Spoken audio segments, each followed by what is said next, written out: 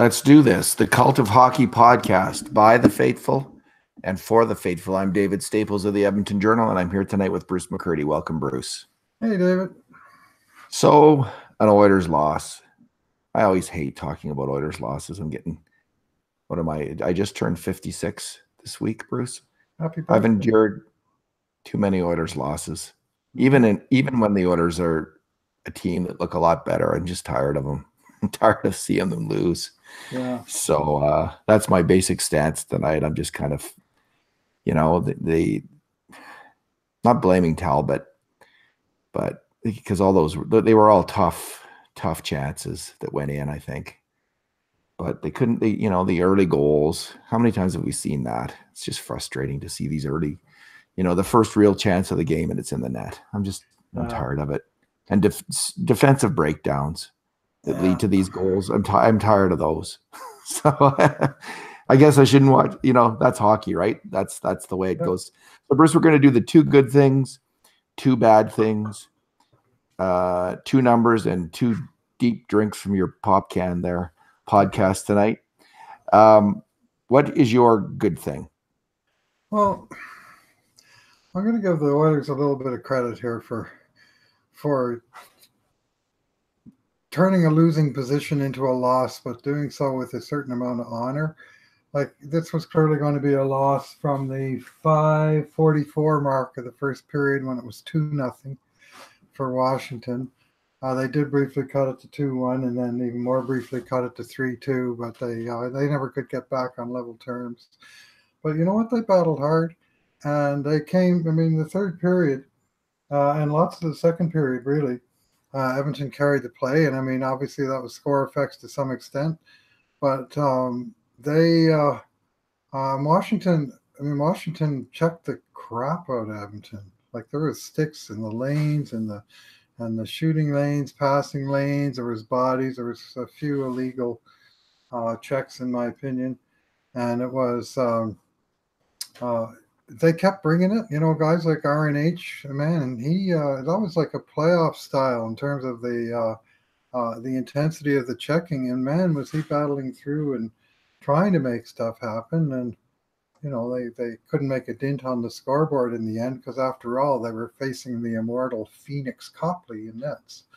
But it's not like they gave him a lot of work, though, Bruce. They didn't have. They had 7 grade A chances. Washington had 7. It was a pretty low event game in that regard. This was far from run and gun. It was a gritty game. It wasn't run and gun. No, it was a gritty game, and I thought the Oilers kind of actually matched up on the grit front fairly well, and they kept on bringing it. Like, they could have quit in that game easily, and they never did. So that's my good thing.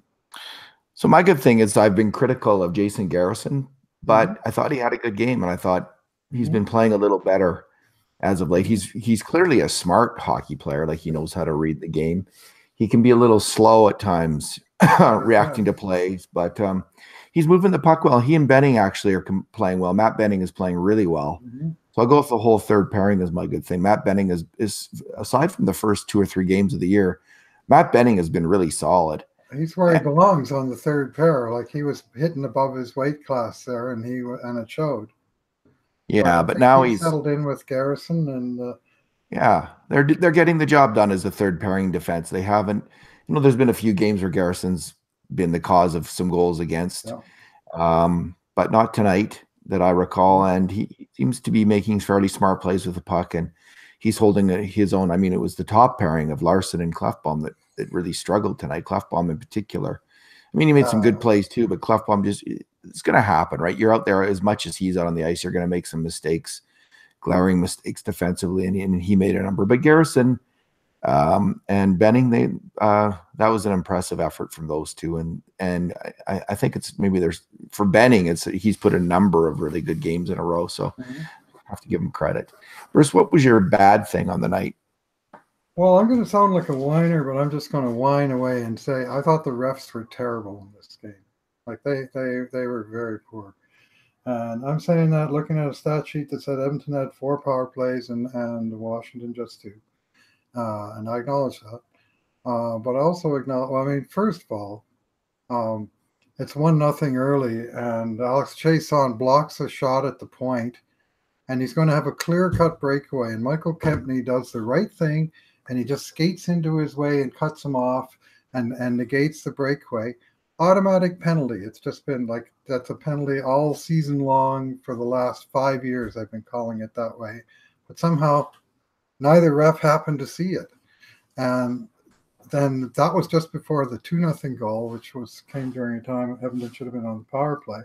Instead, the 2-0 goal, the stupid ref skates right into Brodziak. Like he's looking right at him, and he skates right into his path and takes him out of the play, and the puck goes right up into the slot, and they score. And that goal was on the ref. I'm sorry. I mean, Brodziak, I'm not sure what he could have done different, but what he did that I agreed with was he barked at the ref pretty hard after that one, and rightfully so. Because I wonder if does the ref ever have the liberty to blow it dead if they run into a player like that? Could they actually write like, okay, blow the whistle? I wonder if is that in the rule book that they could even do that? I don't think they could. You're supposed to stay the hell out of the way, but this was a case where he thought something was happening behind him that he was avoiding it, and in avoiding it, he stepped right into the guy who was looking directly at 3 feet away from him. Like, pay attention. I don't think that's too much to ask.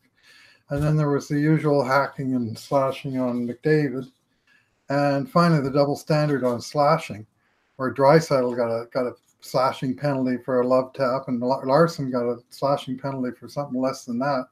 And meanwhile, Ovechkin pulls off and just hacks Darnell Nurse with a two-hander. And you could hear the penalty, let alone see it. Nothing. So, there was enough of those that stacked up over the night, and I was in a grouchy mood anyway because Oilers were losing. But it was a poorly officiated game. As I said on Twitter afterwards, younger me would have been enraged. Older me is just miffed. And I got 2 or 3 responses from other older people saying, older me is just as enraged as younger me would have been. So I know I'm not alone in this one. It's one of those ones where I knew the score before I watched the game. So I just kind of you're more accepting than of all of it. Point of getting enraged. Yeah. So my bad thing, Bruce, I didn't. Milan Lucic had one really great chance to score, but he didn't score. He doesn't score. He can't score. And I'm starting to. He had some good games. Like he's had some good games. So I'm not going to make too much out of this. I'm not going to make an overall Milan Lucic comment right now. But man, that was not a good game. And that line needs a faster player to work with these 2 other players for them to succeed. And based on that game, on his performance, he should be in the press box tomorrow night. If they're looking for someone to bench and get Ratty back in the lineup or Yamamoto, him and Brodziak would be my 2 picks, and definitely Lucic. And I don't think they'll do that because because they're not really. They talk about accountability, but it only means certain players and not others. And he skates right into traffic with the puck. He's late getting there. He doesn't put it on the other guy's stick. He fumbles it a foot outside the blue line and throws his mates offside. There was one beauty example of that tonight.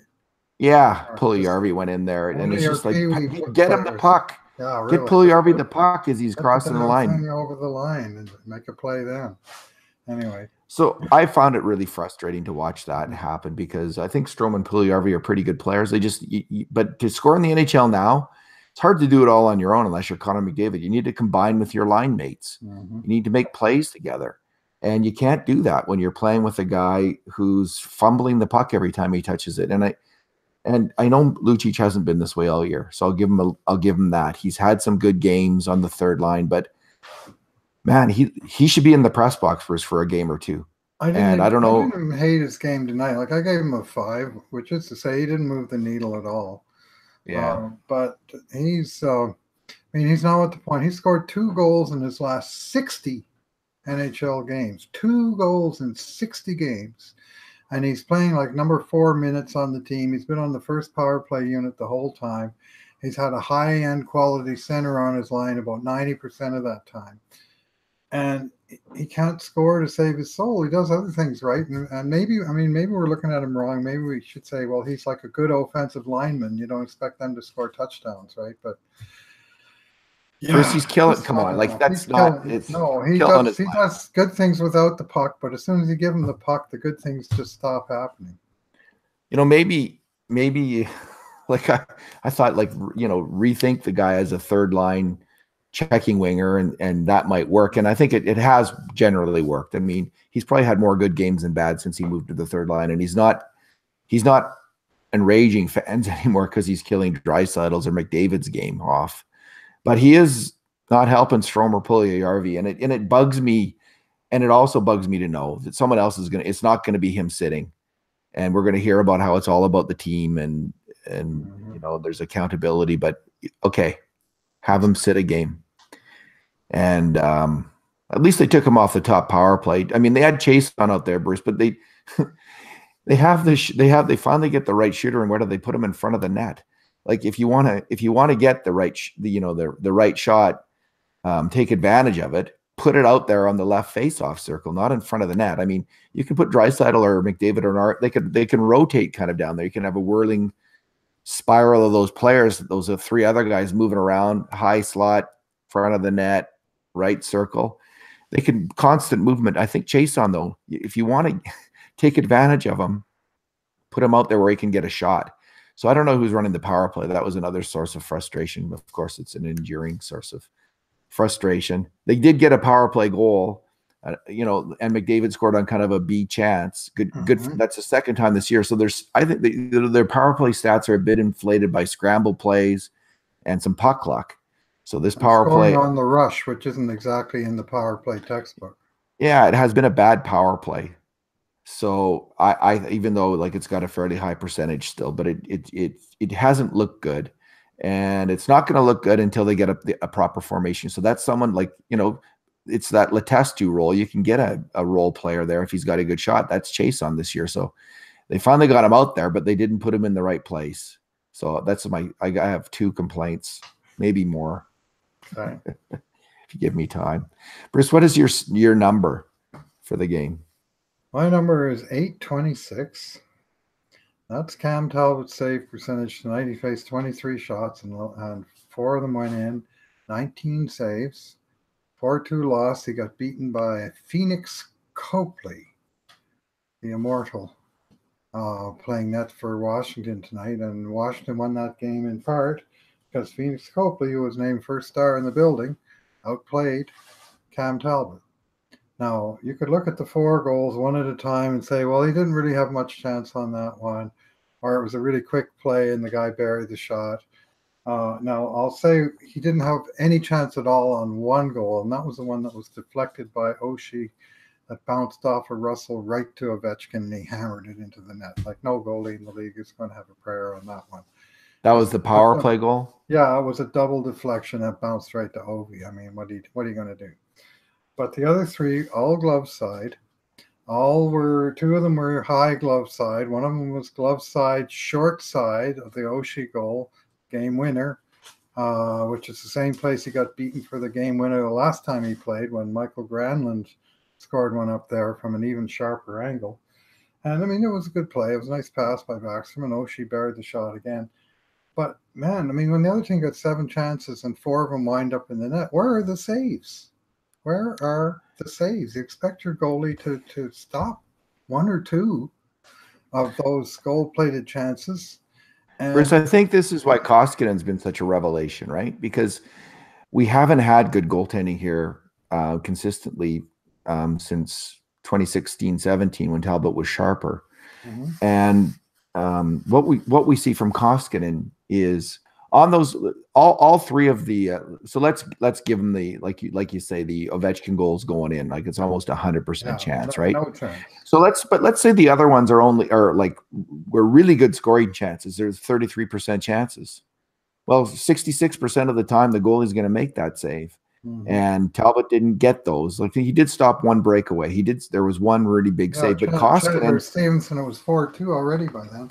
Koskinen made a number of great saves in those games, including one, utterly heroic highlight of the year kind of save. Mm-hmm. Talbot is not making those saves, and he's had a couple sharp games this year. Mm-hmm. Yeah, but he's had some weaker games. Now this wasn't a terrible game, but again, like I know what you're saying. You've got to 7 grade A scoring chances and 4 goals against. That's not going to cut it. Doesn't cut it. How often are you going to win in this league with an 826 save percentage? That's why I just gave you the raw number to start with. And I mean, some of it's circumstance. I don't want to put it all on the goalie. Just saying, 826 isn't going to cut it. You can't win. So my number is 3, which is the number of major errors that Kyle Brodziak made on scoring chances against. And I did count the one where he bumped the ref, Bruce. I mean, he still he partly got in there, but he couldn't. He partly got in there. He didn't make the play, and he did. I don't really blame him for it. That was more the ref than him. And I'm sure he was very frustrated, and I would be as the coach. That was just brutally. But he had a chance to make the play, and he got out muscled. But it was really the first goal against Bruce that has me singling out Brodziak tonight, because the puck's just going into the corner, and there's 2 defensemen who have to make that play. Klefbom and Larson were also to blame, but really it was Brodziak's man coming in late. I think it was fundamentally his man coming in late. That he's the center, and he should have picked up that player who scored the goal, and that was really frustrating. He's a veteran player. He set himself, his job is to stop goals against, and it was a fast play, it's a difficult play, but that's what he's paid to do. Like he can't be responsible, the major culprit on goals against, if you're the fourth line center. That's his job to stop those. When your fourth line gets owned for 2 goals against, plus a third on the power play, Cassian and Brodziak, they played 9 minutes and they each fished the puck out of the net 3 times. And on that first one, Brodziak, like what happened there was Kara was back first. So Brodziak, I think, switched off and thought he was covering the point man. And Kara, first of all, he got walked by the guy coming in on the first rush. To me, that was a major on Kara, just saying. And then he went behind the net and he kind of took himself out of the play. And Brodziak was covering his wing, but to me, he needed to read that play and say, oh, there's the danger man in the slot. I'm going to give him the point shot because I can't give him the shot. You're right, Bruce. He was covering Kara's man. But although Kara's man had gone behind the net with Kara, like they were both behind the net at that point. Mm-hmm. So, he's got to have his head more on a swivel. These are fast plays, and this is difficult. And I'm chasing Larson's man into the corner probably wasn't the best thing either. Like that goal was a mess. It was a total mess, and it was a number. And Kara's on the crap list, right? Oh yeah. And so are Larson and Klefbom. But I thought, ultimately, if Brodziak's head is on the swivel and he's reading that play, like because you hope for the veteran play, like the great defensive play from the veteran defensive center. And if he's left covering 2 guys by himself, then he needs to read which guy is more dangerous and take him out of the play. And I hope your goalie can stop the point shot as opposed to the rocket from between the circles, because nobody's got that guy. Yeah, hockey happens fast. Like it's not easy. All right, Bruce. Well, we got a game tomorrow night, do we? Yep, they're back at it tomorrow night in Tampa Bay. 8-5-1 now, still pretty good, but it'd be nice to bounce back with a better showing tomorrow. We'll see Koskinen, I'm almost sure, and then it'll be interesting to see who plays Thursday to close out the road trip between the 2 goalies. That game will be something of a tell. There's a real excitement around Koskinen, eh? Like I feel it. I certainly feel it, and he just looks. And I've made this comment before. I'm going to make it again. I think the other team starts to grip their sticks a little tightly when they see that big guy in net, and they start to miss. There seems to be more missed shots where they're trying to get too fine picking the corners because he's so huge in the net, and they start missing the net completely with their shots. It might be, again, I haven't broken down the numbers. I don't know. I don't know how you could break down the numbers, and I could be imagining this, but that's what I'm seeing. Is this just he's so intimidating and so absolutely gigantic in that you just think, where are we going to shoot? Yeah, well, Talbot, you go over his shoulder and you pick the top under the bar. Koskinen, if you shoot it over his shoulder, it's probably going into the netting. Yeah. So we'll probably come down to earth real fast with Koskinen, just like Chasing will come down. Look at all these players. He's Anders Nilsson the second, right? I mean, let's see how. I mean, so far the parallel is very good. Hopefully, he's better than Nilsson, who had that one big rocket launch and then he came falling back to earth and never recovered. I think Koskinen may be a little more polished than Nilsson. He's certainly been around a few more blocks, but hopefully he answers the bell tomorrow. And if he does, he's looking to be the goalie of choice by the last game of the road trip on Thursday. We'll see. I think if we went back to our blog posts from when Nielsen was on that real hot streak, there was probably a moment in time when we were as high on Nielsen and as excited about Nielsen as we are about Koskinen now. So that's and they beat Boston 2-1 in the shootout. I attended that game, and Nielsen was lights out, fantastic. He faced about 45 shots, and he was just unbeatable. It was incredible how good he played. And I mean, Koskinen had a game like that against Chicago last week, and we'll see. But there was about a 2-week period there where Nilsson was as hot as a goalie can get. Now, what you need is a guy that can keep that up, not for 2 weeks, but for 2 months or preferably 2 years. And, so we'll see what we got. It's obviously early days, but some promise with a 30-year-old virtual NHL rookie netminder. All righty. Thanks, Bruce. I feel a little better now. I guess talking about Koskinen made me happier. Can't win them all. You can't win them all. Even I hate it when the Oilers lose. I just hate it. All right. Thanks for listening, Bruce. Everyone. Yeah, thanks for talking, Bruce. Good to talk to you again. And in the meantime, and in between times, this has been another edition of the Cult of Hockey podcast.